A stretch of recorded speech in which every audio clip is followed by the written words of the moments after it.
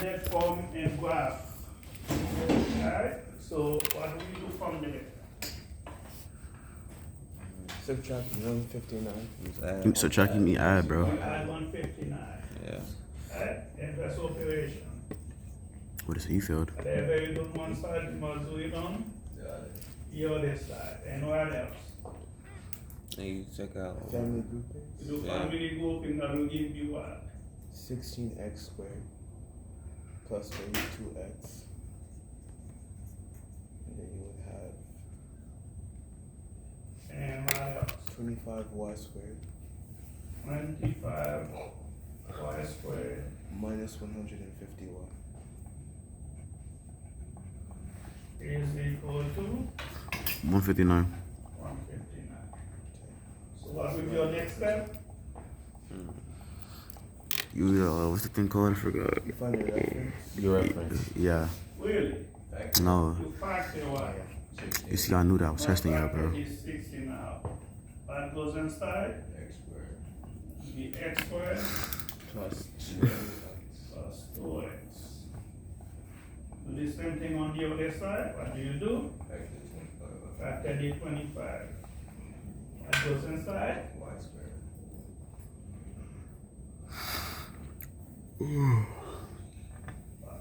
Minus Y 5. squared Minus 5y. minus No, it's 6.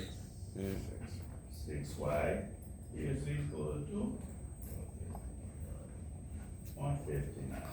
Then now you can do the magic. What is the magic? You gotta find the other number. I forgot.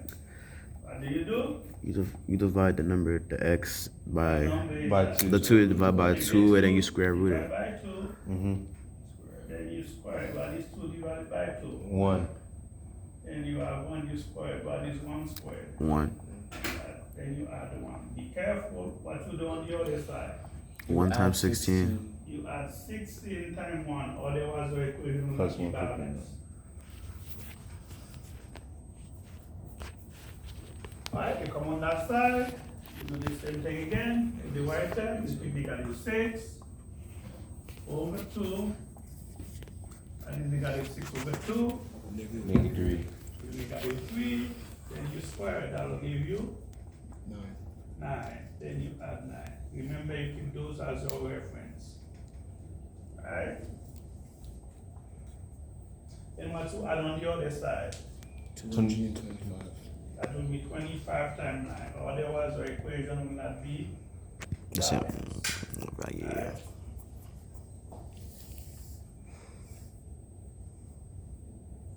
Now you have 16 times something squared,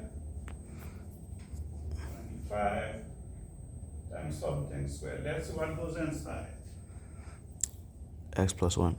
And the x plus 1, that was our reference. And the other one? X minus 3. X minus 3.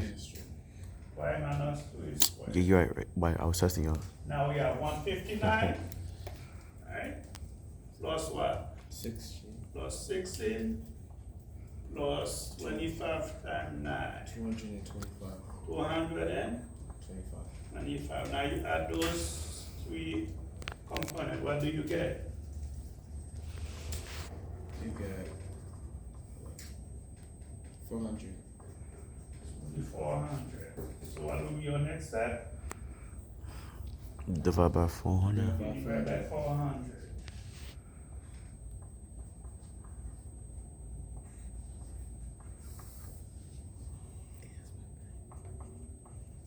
And you go 16 goes to 400, you'll get that number. And 25 goes to 400. Is what? Is 16. And 400 goes to 400. So let's do that. So you will end up with x plus 1 squared over 25 and y minus 3 squared over 16 is equal to 1. Then your equation is standard form. Now we have to determine if it's horizontal or vertical. It's horizontal. It's horizontal. How do you know that it's horizontal? The denominator, the greater number is under the x. Yeah. get number, your A squared is in the XM squared, therefore it's horizontal.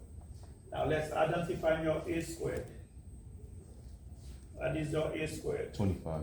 A squared is 25. What is B squared? 16. How do you find C squared? A minus B. 25 minus 16. A minus That is B. 25 minus 16, Yeah. 9. Now let's identify H and K. H is on negative 1. H is negative 1. And what is K? 3. K is 3. What is A? 5. Take the square. Plus or minus 5. Plus or minus 5. What is B? Plus or minus 4. Plus or minus 4. And what is C? And plus or minus 3. Plus or minus 3. And those are the parameters we are going to use. So let's find the foci. Since it's horizontal, we know it's horizontal, the foci will be Oh. H plus or minus 3 comma K. K. So let's plot those points. How do you get that? What is H? Negative 1. Negative 1 plus or minus C, Plus or minus 3. comma 3. 3. So we're going to get 2 points out of that. Either you have negative 1 plus 3. What is that? 2, 6. 2 comma 3. Whoa, what did I say 6, bro? I didn't hear that. That was AI. Minus 3. negative 4. That'll be negative 4 comma Bro, that was AI, bro. 3. Alright, meet your vertices.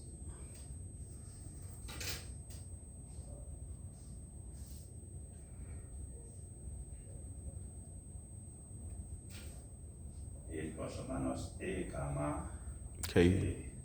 So what is A? Negative 1. Negative what?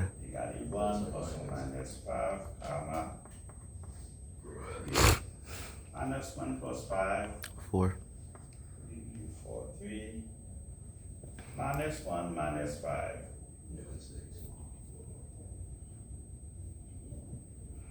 Right. Your minor vertices.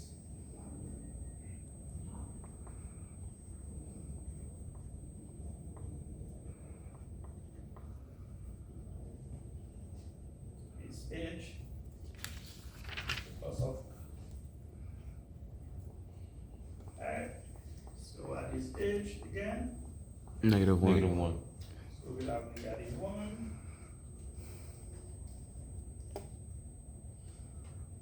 Comma K. 3 plus or minus 4. Either we have negative 1. That is 3 plus 4. 7. Either we have negative 1. That is 3 minus 4. Negative 1. So be aware when you graph, those are the 4 points that will be the most significant. Then we can go back and do the foci and the center.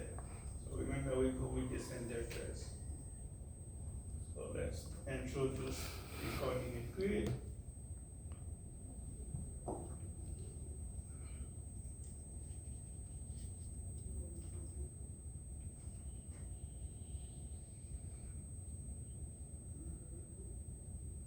Alright. The center was 1, negative 1, 3. So let's start the center, negative 1, 3. So where we find negative 1, we go to the left, right? Negative 1 and go up what? 3. 3.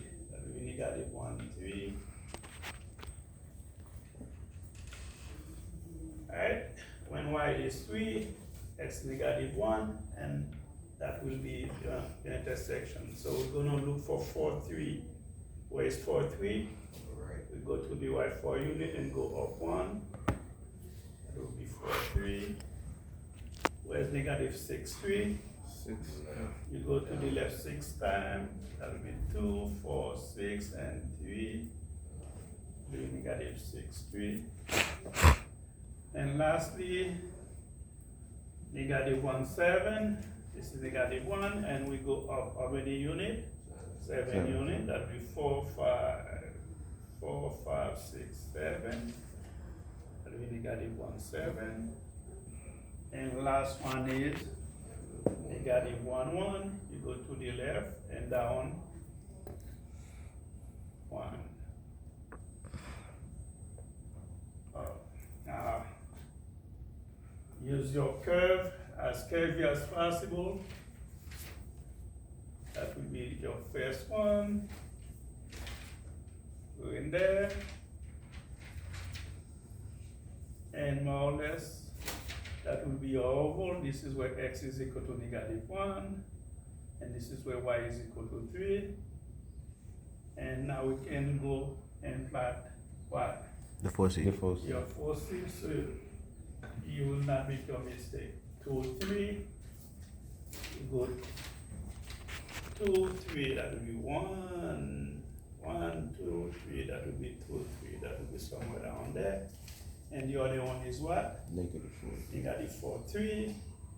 Go 1, 2, 3, negative 4, 3. That will be your foci, and this is your center.